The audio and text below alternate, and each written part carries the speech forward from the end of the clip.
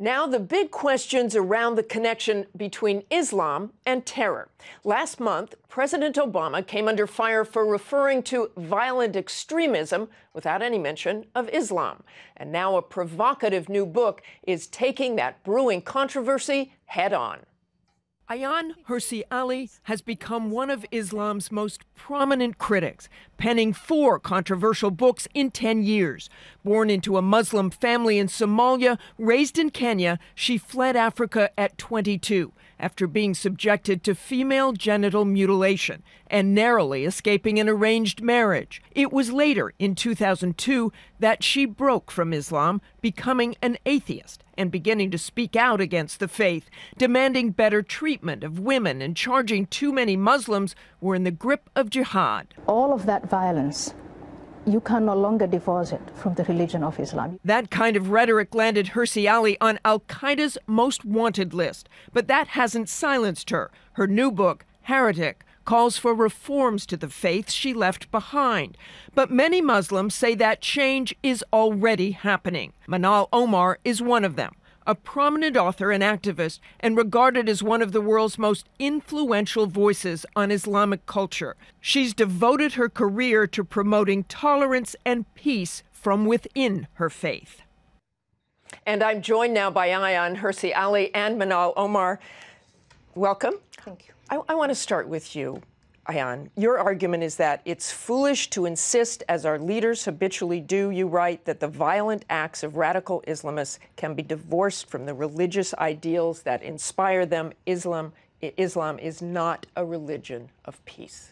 Islam unreformed today is not a religion of peace. And in the book, I make a distinction between, let's say, 3 sets of Muslims. There are the Medina Muslims, the Mecca Muslims, and the dissidents who want to reform.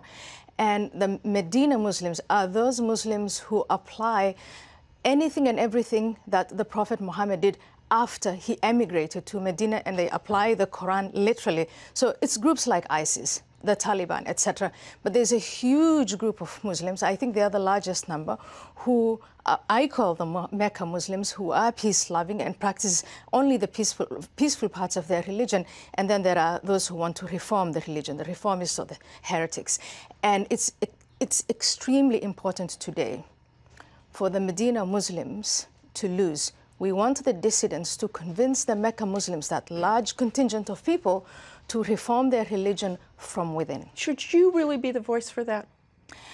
I think that all You're of not us, a believer anymore. all of us who are born into Islam, the minute we start to criticize the religion from within, we're labeled heretics, apostates, we're condemned to death. And I think change is not going to come from the clerics. Change is going to come from the heretics. That's why I'm speaking out. But you're trying to make changes as well. You believe there should be some reform, Manal. Is she the right spokesperson for this? Well, I think her approach? I think the authenticity of the message is very important. I think the challenge is, if you've been on record attacking Islam or trying to marginalize those who have a voice believing in peaceful Islam, then it's very hard for you to be able to call on a reform of Islam. I think it's happening. I would actually argue that the very creation of Islam from day one was an act of revolution, trying to stop the oppression that was happening all across the Gulf region area.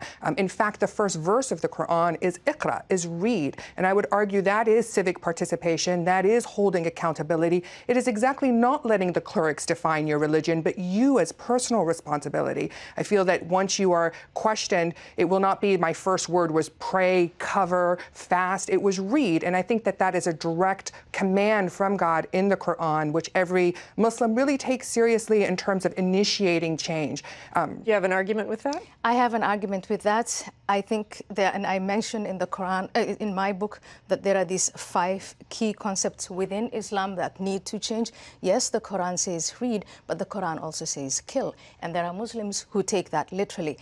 Yes, the Prophet Muhammad preached peace in Mecca, but later on, he There are preached examples death. in the Bible, Yes. in the Torah as well. Matthew Leviticus, 10:34. whoever blasphemes the name of the Lord should surely be put to death. All the congregation shall stone Or them. Matthew But 10:34. where are the Christians today who are forming movements like the Islamic State, who want to introduce Sharia law and apply it? And look at what happens when Sharia law is applied.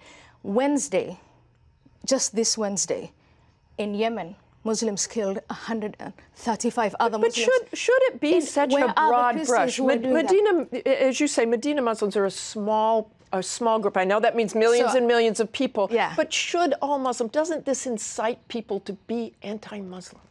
Day in, day out, in the name of Islam, people are killed, and most victims are Muslims. It is now time to look at and reform the religion of Islam so that we get to a place where we have peace. That is the message of this book. The message of this book is not to attack. I'm not here to attack Muslims. I'm here to say we need that courageous step, and that is to reform the religion from within. Thank you very much, both of you, for joining.